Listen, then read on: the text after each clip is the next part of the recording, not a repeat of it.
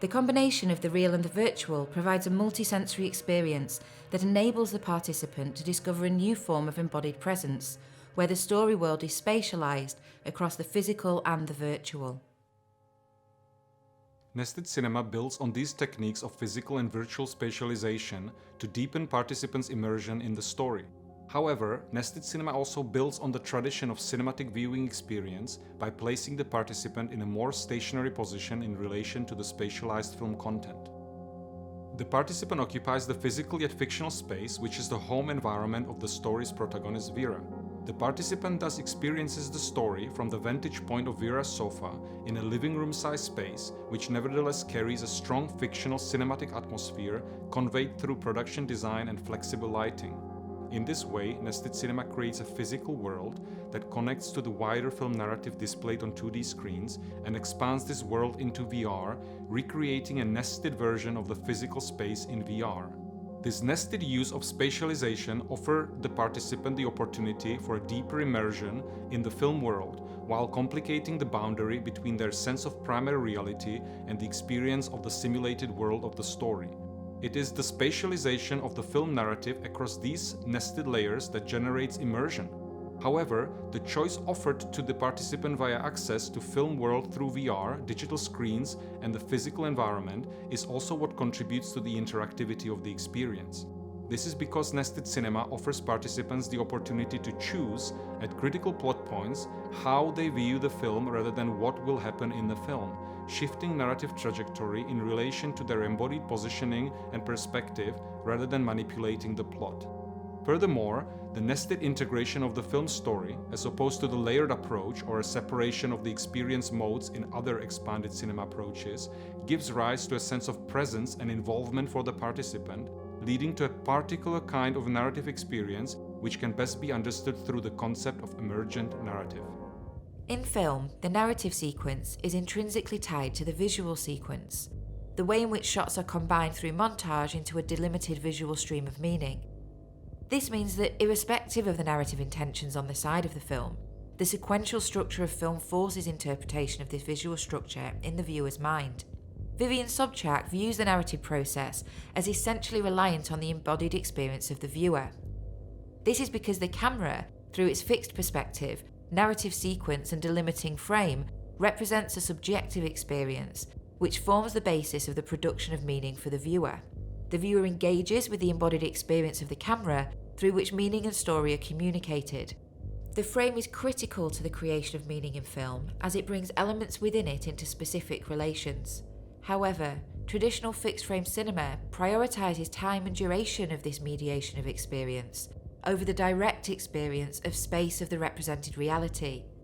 And, as Andrew Knight-Hill points out, temporality lends itself towards the insular and the conceptual, the formulist and structural, while space lends itself towards the external, embodied, and the experiential.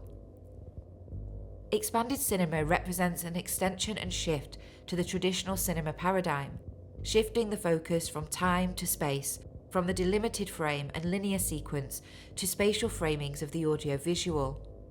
In an expanded spatial cinematic experience, the linear production of narrative meaning through a mediated embodied experience of the camera and frame is replaced by a direct embodied experience of the participant. However, what kind of narration can emerge from this spatial dimension and perspectival agency of the viewer, and how and to which extent does this narration rely on interactivity? We need to first define what interactivity is. Similarly to narrative, interactivity inherently relies on responsiveness, which is a form of back-and-forth communicational engagement. Aaron Smuts defines interactivity as a type of responsiveness where the response is not completely determinable. Interactivity can be located somewhere on the spectrum between fully controllable and entirely random. In other words, to be interactive, the artwork must be shaped by both the artist and the audience. The perspectival agency afforded by the spatial dimension of expanded cinema in VR are therefore interactive based on Smuts' definition, even in scenarios where the participant has no agency over the narrative events or the direction of the plot, and this can give rise to emergent narrative. As Richard Walsh explains, it is the repeated interaction of mutually modifying elements that produces nonlinear complexity out of simple rules, which is the very source of emergence and to which the interactivity between the work and the viewer, between the sender and receiver of narrative meaning, is essential. According to Walsh, emergent narrative is a form of systemic representation that becomes interpretable at a higher level. It is understood as an invitation to make sense of narrative.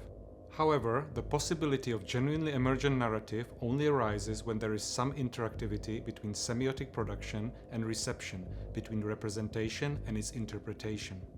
This means that for emergent narrative to appear, there must be the aspect of intentional representation at play, but also a level of agency and unpredictability on the level of the participant's interpretation. However, how does this production of emergent narrative appear within the specific nested approach to spatialize immersion in nested cinema?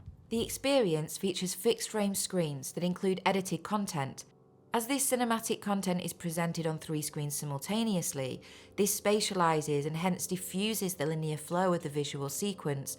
But even more importantly, it adds an interactive level of agency for the visitor, who now makes autonomous choices about which screen to look at and when. This autonomy of the embodied perspective of the visitor in turn creates an opportunity for the creation of emergent narrative for the participant, especially as their understanding of the screen content combines with the wider spatial representation communicated through production design, IoT flexible lighting, sound design, music, and VR. One scene provides content simultaneously on the 2D screens and in VR, and the participant can decide if and when to switch between the 2 nested modes of experience. We refer to this approach as simultaneous spatial nesting. The 2D screens each show a static close-up shot covering a dialogue between Vera and another character in a poetic rendering of a past moment. When the participant dons the headset, they find themselves immersed in Vera's room, experiencing the room from the same perspective as when present in the real set. However, they can now see a more recent scene between Vera and the other character in the room. Although they can still hear the dialogue from the speakers, which is synchronized to the content on the 2D screens, the meaning of the dialogue now provides a contrasting context to the unspoken scene between the 2 characters in the room. The participant has the option to switch back and forth between the 2 simultaneous visual modes of the scene by donning and removing the headset. The contrast between the scenes communicates the narrative distinction between past and present, threat and friendship, which is emphasized by contrasting flexible lighting color schemes for each mode. Furthermore, from the participant's perspective, the left and right position of the characters in the VR scene is reversed in comparison to the content on the side-by-side screens carrying the close-up dialogue shots, meaning that the direction of the sound of each character's speech is also mismatched in the VR scene, which diffuses the characters' subjectivities. Ultimately, the contrast between the 2 nested modes of the scene sets in motion an interaction of mutually reinforcing elements, which are weaved together on the level of the participant's embodied experience. The participant applies agency in deciding when to don and remove the VR headset, and thus forms a unique sequence of narrative experience for themselves. However, this experience is rooted in their embodied presence in and interaction with the physical fictional space, rather than in making purposeful decisions or following a kind of desired narrative outcome prescribed for them by the work. An earlier point in the experience illustrates a different effect of the nesting process, where the interaction between modifying elements, initiated and underpinned by interaction with the participant's mind, takes place through sequential spatial nesting rather than simultaneous spatial nesting. Here the 2D screens introduce the main character Vera through a montage. Then the screens go suddenly dark, and the VR table under the headset lights up, indicating that VR content is available. When the participant dons the headset, they find themselves in the same spot in relation to the space, now mirrored in VR, but they can see Vera sitting next to them on the sofa. After a while, the power goes out. Vera searches around the room and eventually leaves. The VR headset goes dark, prompting the participant to remove it. They can now follow Vera on the 2D screens from different angles as she walks through dark corridors of a disused industrial space. This continuation of action across IoT flexible lighting, surround sound, VR and 2D screens forges the impression for the participant that there is a continuation of a much larger, real space beyond the walls of the physical set in which the set is nested. The sense of being there in this larger fictional space is an emergent phenomenon, with the mind of the participant completing the loop. It is their embodied presence that allows for this understanding to emerge. This creates an embodied identification with the circumstances, with the fictional world, rather than primarily with the character. The participant sees the world through the prism of their own immediate experience, rather than being led by the narrative to take on the character's perspective. This makes it their story, which is nevertheless clearly contained in the fictional world created by the experience. In both examples, the distinction between the participant and the character is removed, as the spatial environment, the inhabited world of the fiction, takes on precedence over the subjective self, as the environment exists on the same plane as the active and activated body of the participant. It is not the participant who defines the story, and it is neither the work or content that define what the story is.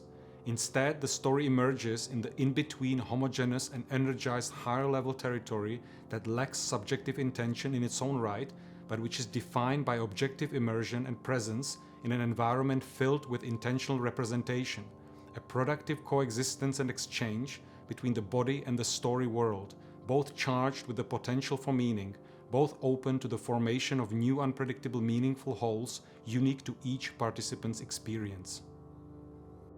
The first version of the installation ran for 5 days in June 2023. Well over 100 participants attended the experience, 81 of whom completed an online questionnaire and 41 participated in a qualitative interview.